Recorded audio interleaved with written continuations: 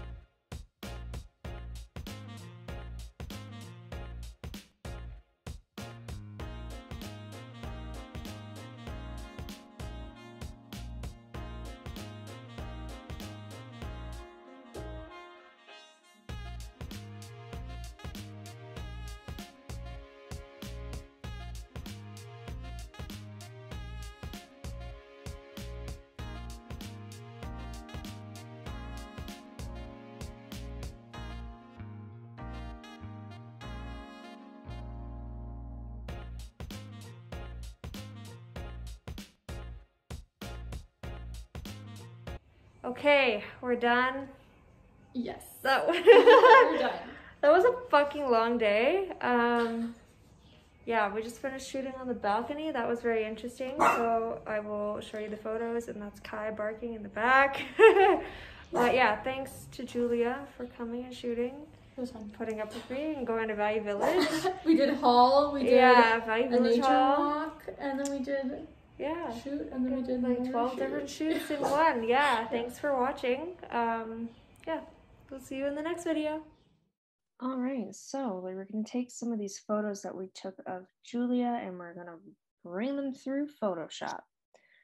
So we did put body oil on Julia, but we did not put nearly as much as what I ended up doing in a different shoot. So you're going to notice that there's not going to be as much of that harsh what's it called, that harsh highlight line that a lot of swimsuit models or like photographers have.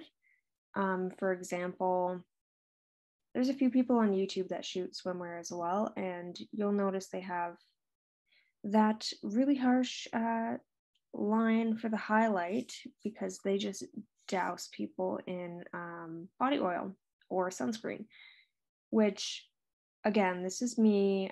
This was probably my first swimwear shoot, I would say. I've done other stuff before. I've been doing photography for 8 years, obviously, but yeah, I never really did swimwear. So lesson learned. But I wanted to do this video because I thought it'd be interesting to show you how retouching this type of stuff, you can still make it look great. It's not going to be, you know, that like aggressive high shine type of vibe that maybe a different photo shoot would be, or if we had used body oil. But I just wanted to show you that it's possible to still get a decent image, even if you end up, for whatever reason, not using as much body oil as I did in a different shoot. So yeah, that's enough rambling. Let's get into it. I'm going to just run my dodge and burn action, which should be available down in the description box. So take a look. And basically, I'm going to reverse this, but I'm going to just blur that out. Oh, that's a little bit aggressive. let's do, say 30, just to show you my point. What I'm basically trying to show you here, because this is something that I find a lot of people when they're doing dodge and burn, they tend to not fuck up per se, but it's very easy to go completely opposite, and then you end up getting a flat looking image and it just looks fake. It doesn't even look real like it should. So let me take this off real quick before we get started. You'll notice in the photo some things that I personally want to change in this photo is basically I'm going to fix the saturation on her side boob here because it just doesn't really match the rest of it. And obviously we're going to color correct everything so that it's all nice and cohesive. But you'll notice that shows up in dodge and burn because it's a little bit lighter as well. So we're going to fix that. But aside from that, I just blurred this out a lot so you can see where all the shadows and where all the highlights are. So let me make a new layer. We use a red brush. And I hope you guys are enjoying. I guess this is the first one. I shouldn't say I hope you are enjoying.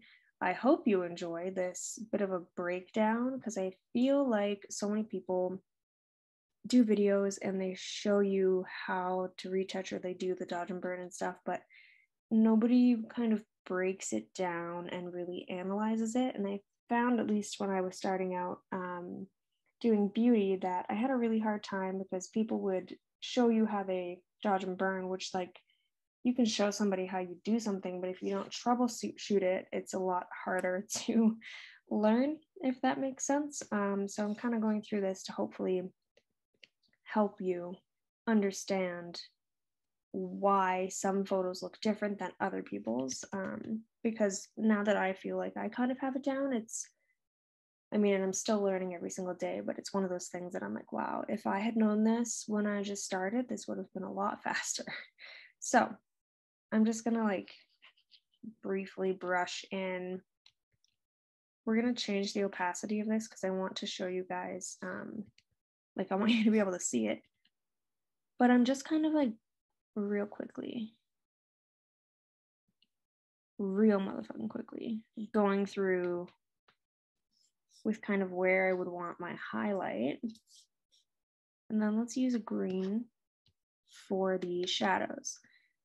And the thing to keep in mind with this, and I have seen so many people, I've taken so many workshops and done so many classes where they always tell you to make everything look good in the photo before you go into post. And I was like, yeah, whatever. Okay, sounds good. And then I never did it. And now I'm kind of like, I wish I would have just fucking listened to them because I noticed a lot of the times I would have issues with photos and wasn't looking the way that I wanted it to.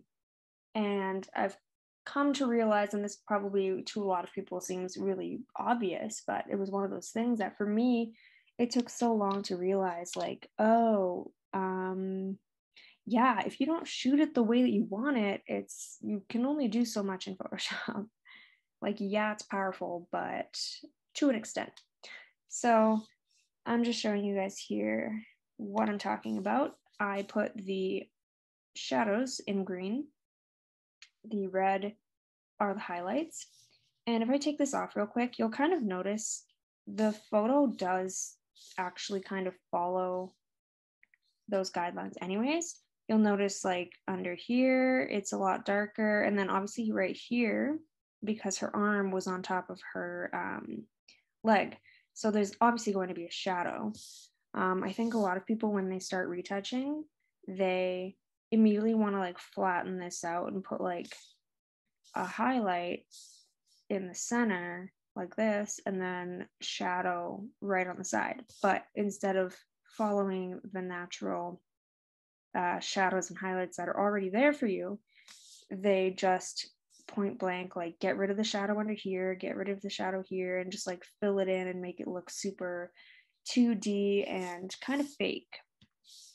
Which is why I wanted to bring this up, because like this is something that I did when I first started. And you'll notice here obviously we're going to correct a little bit her side boob because it's a little bit bright, but we still want to keep a little bit of that highlight, and then obviously some shadow in it just to give it some dimension. And with her arm, you can see there's already a bit of a lighter cast in the center of her arm because her obviously was closer towards the camera. And then her face, we'll try and follow again the same shape and location of the highlights and the shadows, but this is just something I wanted to bring up. I'm going to exit out of that. Just wanted to do a little bit of an analysis first because I think it's very easy to just go in, paint white all around these areas. Like, this is what people do. They like put white, and then the outside, they're like, whatever, that's all black. Even if there wasn't any to begin with, like say there's highlights here, they always tend to do something kind of like that. And it's just weird. It doesn't fit because that's not how it was shot. Let me delete that. I totally messed that up. But as you can see, if we just clean up the areas that we need to within those areas, it works a lot nicer and you get a little bit more of a natural and realistic photo, as well as a little bit more polished, and I don't know, it just looks a little bit more real. I don't know how else to describe that. I'm just going to go and blur the image again so that we can start dodge and burn. I won't make you guys sit through all of this. I might not even do the whole photo. I might just do an area. But what I think I'm going to do first actually is just even out the luminosity throughout the whole image. This is something actually that I see all the time. I am constantly seeing photos, and I'm not saying that this is right or wrong. This is totally personal preference, I think, because like some people, they just don't care. They just focus more on like the skin retouching, and then other people are like, oh no, I'm like really wanting to fix everything and make it all even. That is where I fall. I'm one of those people that I'm like, I'm gonna notice if like your hand is super pale and the rest of your body is very tan. Some people don't really take that into account, but I like to. And so what I like to do, because I think this is different than dodge and burn. And sorry if this is super hard for me to explain, because as I'm speaking, I'm literally having this realization and having to try and put this into words. So basically, what I think people miss when it comes to dodge and burn is there's kind of two things to think about, and it's kind of like color correction. Like when you think about editing a photo, that's kind of how I'm breaking it down, because I'm very like linear logic. I like to break things down into components. And so when I think of the color, there's two things that I usually do. One, you're correcting any, discoloration or anything that's oversaturated, whatever, fixing that. And then at the very end, you're going in and actually,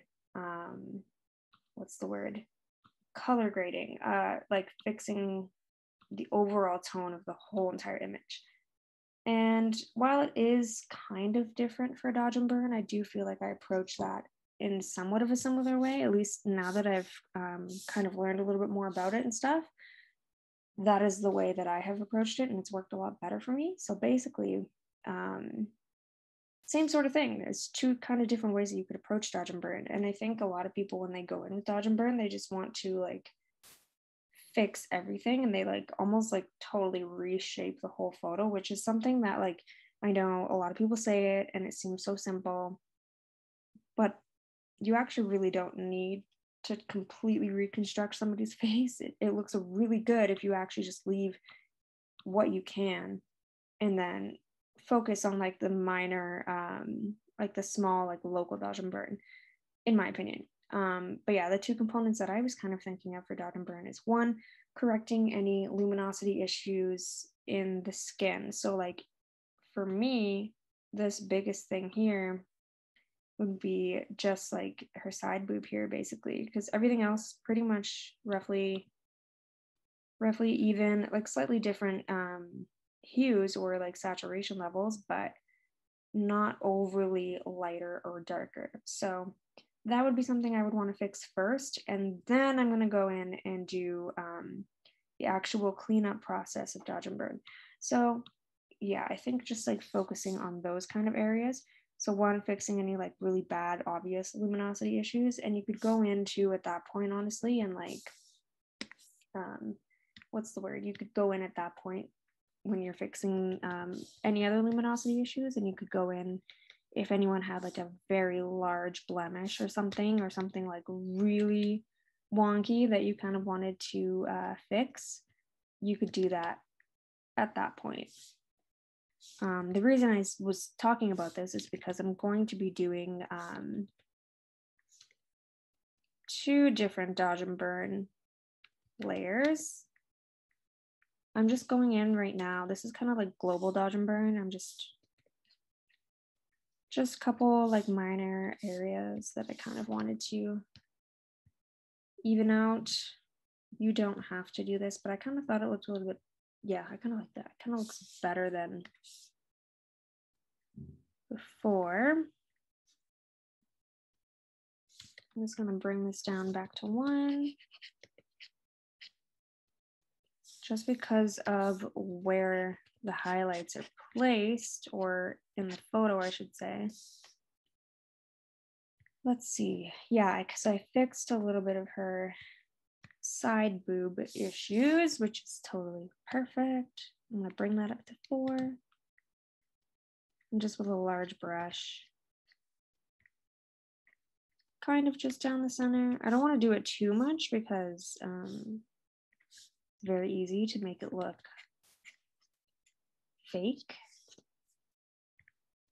But I'm quite happy with that. I feel like that makes it a little bit more dimensional. I'm going to just do a little teeny tiny bit along her jaw.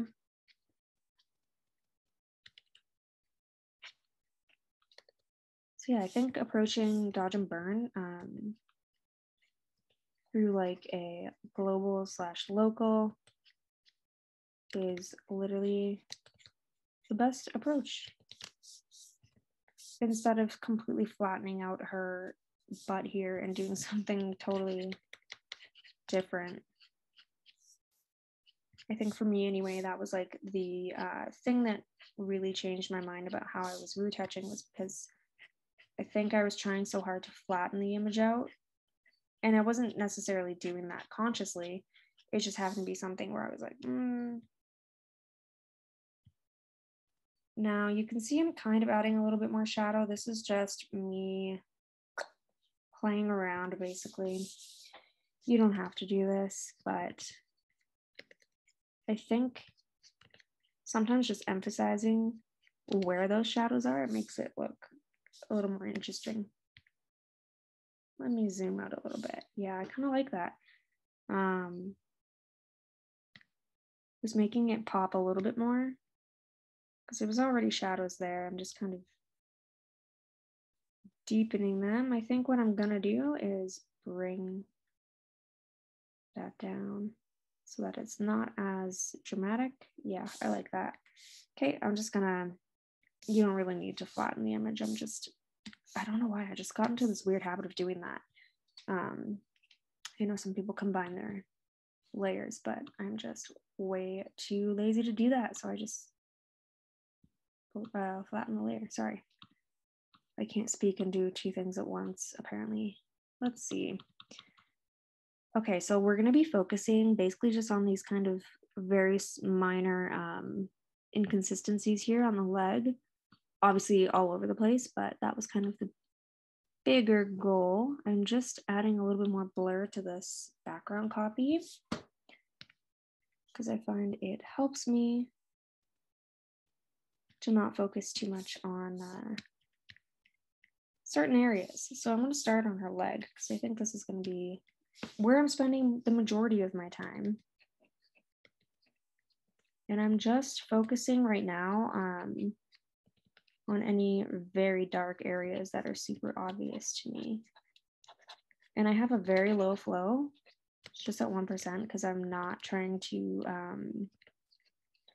be out here making dramatic changes. We just want to smooth that skin out. I mean, if you're in a big rush, you can use frequency separation, but I like the results of dodge and burn a little bit more, especially if you're shooting something and it's like out in natural light like this. I think it's very easy for frequency separation to look very muddy, because I've used frequency separation, and I still do, with beauty shots, and I find I don't get it. It doesn't get muddy, at least the way that I use it now, as fast. But if you're shooting outside, I don't know if it has something to do with the tones or what. I don't know if you guys know, if somebody wants to tell me why that seems to be the case, because that seems to happen to me if I use it on like a natural lighting situation. That tends to be the biggest thing. Now I'm probably going to end up doing a little bit more dodge within the highlights, but keep in mind you don't want to neglect the burn tool, or the burn layer, I should say, because that's going to get you some good results as well. I find a lot of people just dodge and dodge and dodge, and then it kind of looks a little funky. I know when I first started out, I didn't burn that much, and I kind of wish I did, but here we are. You learn as you go. All is well. I will probably just even out a little bit of these inconsistencies.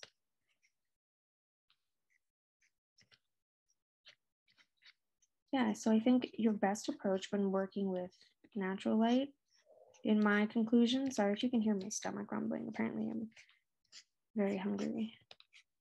It's like the end of the day and my dog has been sick. Poor thing. I was like sitting with him in bed. He seems to be fine now, actually. I'm just looking at him. Poor thing.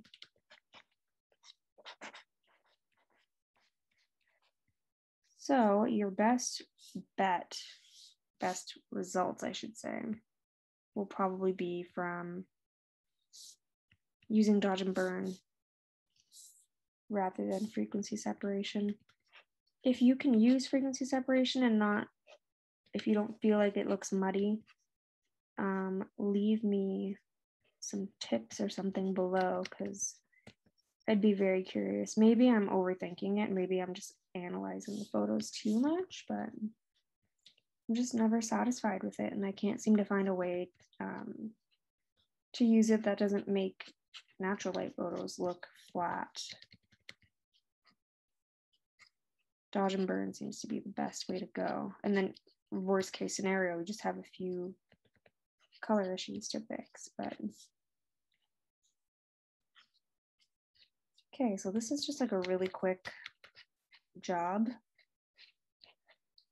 I would probably work on this a little bit longer, which I'm probably going to. Where are we? Go. Keep in mind too, when you're retouching, you want to make sure you're zooming in and out, in and out. I'm actually quite happy with that. I'm going to do a little bit more, obviously, but I'm impressed with where this is going.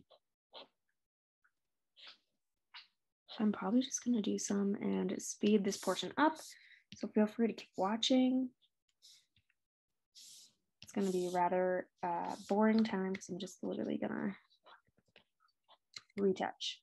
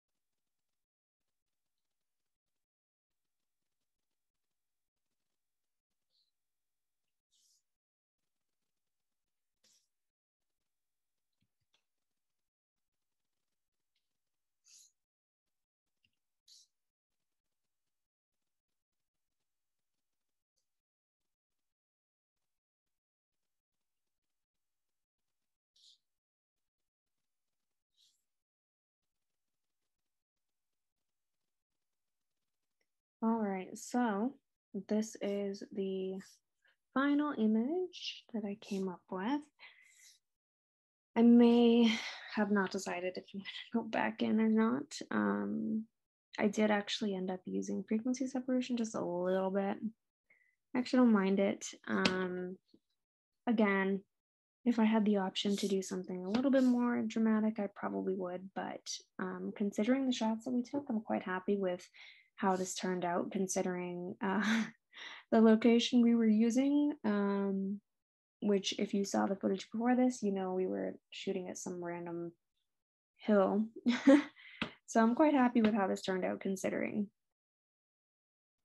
And yeah, that is pretty much it for the rest of this video. So thanks for watching. I will see you guys in the next one.